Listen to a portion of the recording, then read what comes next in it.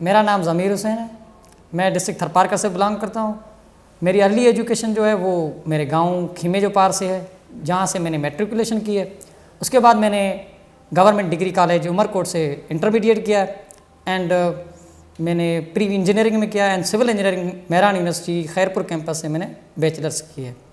2018 में मैंने ग्रेजुएशन की है। उसके बाद मेरी जर्नी जो है CSS की तरफ एंड कैडर के एग्ज़ाम्स की तरफ रही है, जिसमें से मैंने इंजीनियरिंग की 2019 में एजुकेशन वर्क्स में क्वालिफाई की थी कॉम्पिटिटिव एग्ज़ाम में। उसके बाद मैंने 2020 की CCE दी थी, जिसमें मेरी एलोकेशन हुई है एज ए मुख्तियारकार।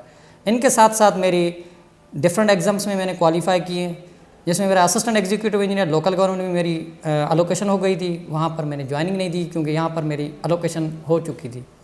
एंड उसके साथ साथ मेरी और भी एग्ज़ाम क्वालिफाई थे, जिसमें work and services, irrigation, public health and education works में मेरी और भी कॉम्पिटिटिव एग्ज़ाम के BPS 17 की क्वालिफाई थी। अभी मेरी जो ज्वाइनिंग हुई है वो लतीफ़ाबाद में एज ए मुख्तियारकार अंडर ट्रेनिंग हुई है। अगर देखा जाए तो यहाँ पर दो बातें आ जाती हैं। एक तो फर्स्ट ये है कि जिस तरह से मेरी इंजीनियरिंग सिविल इंजीनियरिंग की फील्ड थी, वहाँ पर भी मुझे अच्छी अपॉर्चुनिटीज़ थी, मैं अच्छा वहाँ से भी ग्रो कर सकता था। जैसे मैंने आप बताया कि मेरी डिफरेंट कमीशंस भी क्वालिफाई थी। उसके साथ साथ दूसरी जो साइड ये थी कि जब मैं अपने एरिया को देखता हूँ, मेरा डिस्ट्रिक्ट थरपारकर है, आप लोगों को सबको भी पता है कि डिस्ट्रिक्ट थरपारकर जो है वो मोस्टली अंडर डेवलप्ड है, ठीक है जी, और वहाँ पर काफ़ी और भी प्रॉब्लम्स हैं। यहाँ से मुझे एक जो है ना जुनून या जो कह दूँ कि मुझे एक इंस्पायरेशन मिली कि मैं कुछ अगर अलग कर सकता हूँ मेरे अपने एरिया के लिए, एटलीस्ट यहाँ से पॉलिसी मेकिंग होती है। वहाँ से मेरी माइंड सेट ये बनी कि as a bureaucrat I can do something for my own area और माई रीजन। जहाँ से फिर मैंने अपनी तरफ से एक जुनून अपना साथ रखे, एक इंस्पायरेशन रख के मैंने कॉम्पिटिटिव एग्ज़ाम की तरफ रुजू किया अपना।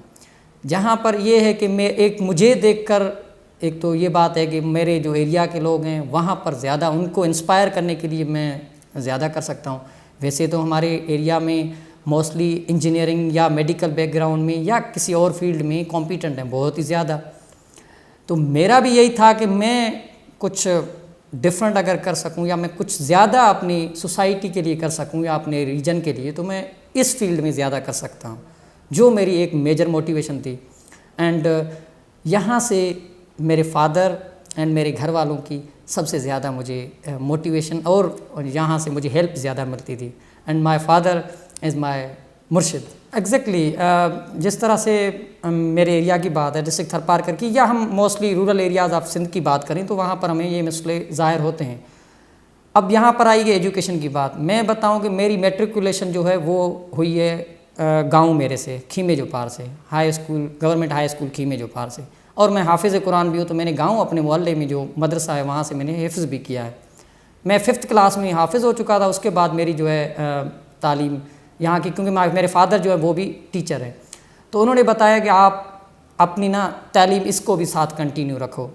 तो बात यह है कि मैंने भी जो मैट्रिकुलेशन तक सिंधी में सारा पढ़ा हुआ है, तो मुझे तो थोड़े बहुत सीधी बात है कि प्रॉब्लम्स तो क्रिएट होते हैं, क्योंकि कॉम्पिटिटिव एग्ज़ाम में आपको इंग्लिश का है सारा काम। जब मैं इंजीनियरिंग यूनिवर्सिटी के अंदर चला गया इंजीनियरिंग में, तो वहाँ पर भी ऐसा इंग्लिश पे फोकस नहीं किया जाता। तो मेरे लिए फ़र्स्ट तो टारगेट यही था कि मैंने ना इंग्लिश के जो मेरे प्रॉब्लम्स हैं या इंग्लिश राइटिंग है या स्पीकिंग में, उनमें मुझे फोकस ज़्यादा करना है। और मेरा टारगेट वहीं से मैंने आहिस्ता आहिस्ता से सेट कर दिया था कि मैंने किस तरह से स्टेप बाय स्टेप यहाँ तक पहुँचना है।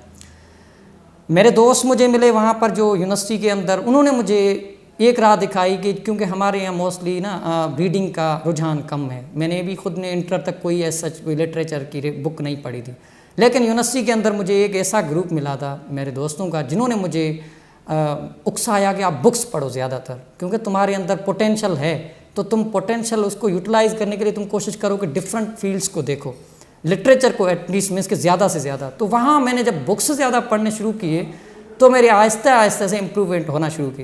इंग्लिश जो है वो फॉरेन लैंग्वेज है, सीधी बात है, हमें उस पर काम करने के लिए ज़्यादा से ज़्यादा जो मुश्किलात आती है वो इंग्लिश में ही आती, तो हमें उस पर काम करना चाहिए। यहाँ पर ये नहीं है कि आप ना क्या कहते हैं कि आप अच्छी अच्छी कॉलेजेस में या ओ लेवल या ए लेवल करके आते हैं, उनके यहाँ कॉम्पीट करना होता है। लेकिन आप अगर सिंसेरिटी एंड डिसिप्लिन के साथ अगर काम कर रहे हैं तो आप कर सकते हैं। इसमें कोई इतना बड़ा इशू नहीं है कि आप ना समझें कि हम मार्जिनलाइज्ड एरिया से हैं तो हम नहीं कर सकते, ठीक है ना। तो ये तो एक कुछ क्या कहते हैं, हम कहेंगे ना एक्सक्यूज़ेज़ हैं जो हम लेकर ना खुद को सेटिस्फाई कर देते हैं। अगर बस यहाँ से हूँ तो मैं कुछ नहीं कर सकता, बस ठीक ही है, जो फेट से है बात मिल रही है मीन्स कि हम कहते हैं कि वो ही है, एक्सेप्ट कर लेनी है। वैसे मैं अगर इसके साथ साथ बताता चलूँ कि मैं प्राइमरी स्कूल टीचर रहा हूँ पहले, इससे पहले जो IBA के थ्रू हुए थे। मैं 2 साल तक वहीं पर गांव में था। जब मेरी ये 2020 की जो CC हुई थी री रिटर्न, तब तक मैं वहीं पर था। 2 साल में मैंने वहाँ पर सर्व किया as a primary school teacher.